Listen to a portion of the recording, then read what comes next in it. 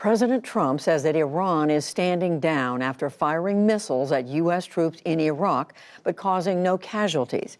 And for now, at least, no more U.S. military action is expected. Foreign Affairs correspondent Nick Schifrin begins our coverage.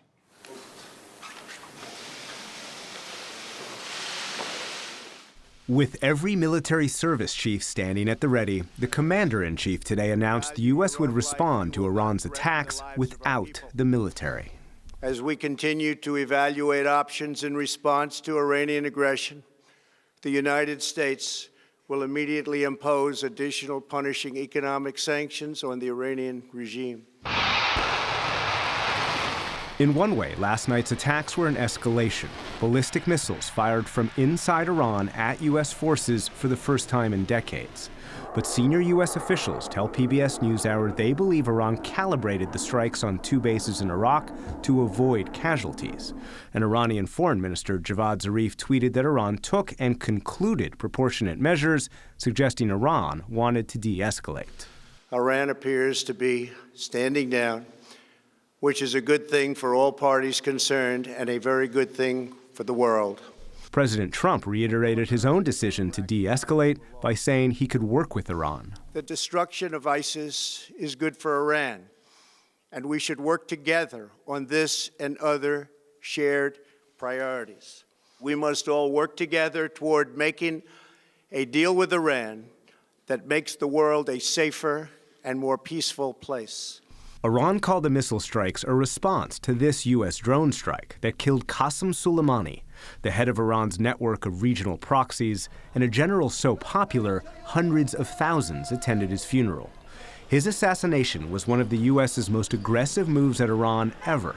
But senior U.S. officials told PBS NewsHour they interpreted Iran's response as minimal retaliation. And today, President Trump emphasized a message of restraint. Our missiles are big, powerful, accurate, lethal, and fast. Under construction are many hypersonic missiles.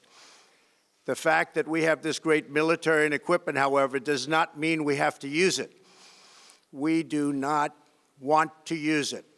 Senior Iranian officials warned the military was not their only tool and called their ambitions long-term. Supreme Leader Ayatollah Ali Khamenei. These military actions are not enough. What is important is that the corrupt presence of America in this region comes to an end. Iranian President Hassan Rouhani. The revenge for that is to force America out of this region. The real revenge and the ultimate response by regional nations is when America is expelled from this region and its hand of aggression is cut off forever. At any one point, there are between 60 and 80,000 U.S. service members across the Middle East and Afghanistan. 5,000 of them are in Iraq, training Iraqi forces and fighting ISIS. Already, a majority of the Iraqi parliament urged the government to expel U.S. troops. And Iraq's caretaker prime minister suggested U.S. troops leave. It's unclear if or when the Iraqi government will enforce that, but on the streets of Baghdad today, popular opinion is anti-U.S. and anti-Iran. We demand the Iranian government and the United States provide material and moral compensation to the Iraqi people for every missile that falls and every martyr or wounded person. On Capitol Hill, the administration's top national security officials briefed Congress behind closed doors. Democrats said the claim Soleimani represented a new imminent threat was unconvincing. And to the extent that they provided facts, in my judgment, they did not support any claim of an imminent threat. 2 Republicans skeptical of the use of military force agreed and promised to support a Democratic effort to block President Trump from waging war with Iran. Was probably the worst briefing I've seen, at least on a military issue, in the 9 years I've served in the United States Senate. But most Republicans argued the president was justified. It would have been negligent, it would have been reckless, and it would have been an intentional disregard for the safety of Americans for the president not to act and not to take out Soleimani. Despite that debate, today both President Trump and Iran decided now was the time to de-escalate. And for a deeper look now at all the angles of this story, I'm joined by Karim Sadjadpour. He's an Iran expert at the Carnegie Institute for International Peace. It's a nonpartisan think tank in Washington. Foreign Affairs correspondent Nick Schifrin and White House correspondent Yamiche Alcindor joins us from Pennsylvania Avenue. Thank you all for being here. Nick, thank you for being with us after that report. So to you first, Yamiche, walk us through the president's thinking here. You had these missile strikes by Iran last night on U.S. Interests, and then you have the president today talking peace. The president decided to pursue de-escalation and talk about peace instead of military action against Iran after hours and hours of careful thinking through this with his top national security advisors. I was told that the president gathered for hours in the Situation Room, which is a secure room in the White House where a lot of these issues are often discussed. And he had a range of options, including military action. And he decided to do de-escalation because he, quote, felt relieved, I was told by a White House aide. He was relieved that there were no Americans killed by the strikes last night, and he was relieved that American equipment was able to detect those missiles early on and people were able to go and cover and be safe. And as a result, President Trump decided to say, you know what I want to do is sanctions. And the White House is looking at sanctions as a way to financially and economically respond to Iran. There are some Democratic lawmakers who told me today that they see that still as retaliation on the United States' part, but the White House and President Trump are essentially saying this is what we wanted to do because we wanted to pursue peace and we didn't want this to get any worse. We didn't want this to escalate any further. And so, Nick, you've been talking to folks in the national security, the intelligence community.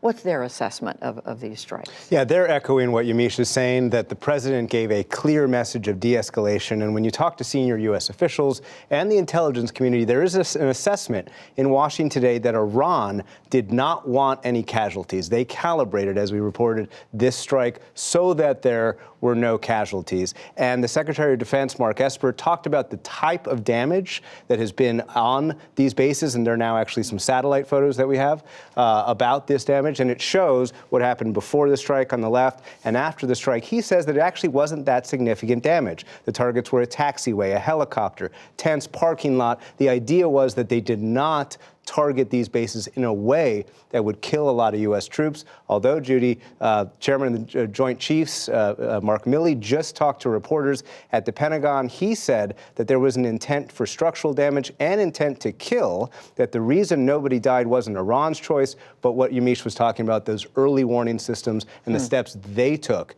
to try and avoid casualties. But that's the chairman disagreeing a little bit with other senior administration officials. So interesting. Now, Karim, what's your understanding now of Iranian leaders, how they see all of this after the president's remarks this morning? Well, I think Iranian leaders view Donald Trump with a mix of mistrust, contempt, and fear at his impulsiveness and erraticness. And I think last night was just an opening salvo for Iran. Last night was really maximum drama, minimum impact. I don't think they're going to necessarily continue in that vein. And I think Iran is highly motivated to try to make Donald Trump a one-term president, just as they feel they made Jimmy Carter a one-term president with the 1979 hostage crisis. So we're being told that, and we heard from the president, that Iran appears to be standing down. You're saying what? I think that this is going to be a sustained response from Iran over the course of many months. One of the talking points you're now hearing from all Iranian officials is they want all American troops out of the Middle East. I can imagine a scenario whereby 6 months from now, when Americans are no longer paying attention, Iran detains a group of American sailors in the Persian Gulf.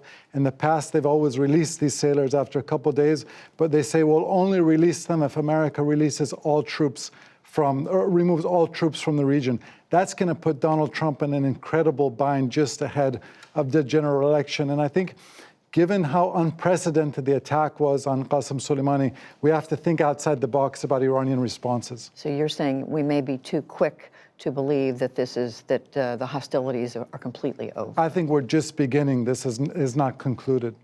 And finally, back to you, Yamiche. Obviously, we're in the middle of an election season, a presidential election season, which Karim just referenced. What is the sense from the folks you're talking to about how any of this is playing out politically?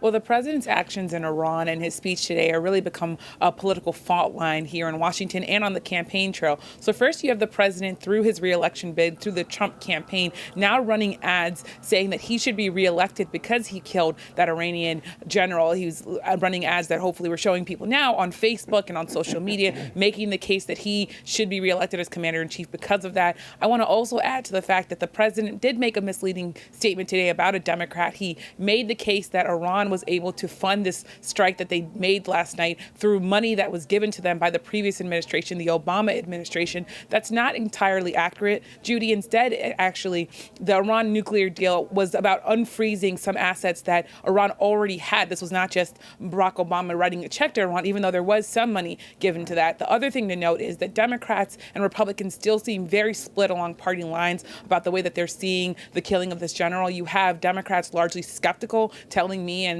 White House producer Meredith Lee that they really aren't buying the administration's their assessment of whether or not there was an immediate threat. And largely Republicans are backing the president on this, except for, as Nick noted, Mike Lee, who said and not only that this was one of the worst briefings that he had ever attended by top U.S. national security officials, but he also said that he was insulted because at one point during the briefing, national security officials said that lawmakers should not be debating whether or not the president should be doing more military intervention. And he said that he took that as an insult because essentially senators should be able to talk about what the president's going to be doing militarily. So you have even members of the president's own party questioning whether or not they're being seen as an equal branch of government. But largely all of this is still surrounded by politics. So we're going to have to continue to closely watch how this plays out in Washington and on the campaign trail. That's right. When we saw a little of Senator Lee with those comments just a few minutes ago. All right, Yamiche Alcindor at the White House, Nick Schifrin here in the studio with me, along with Karim Sadjadpour. Thank you very much.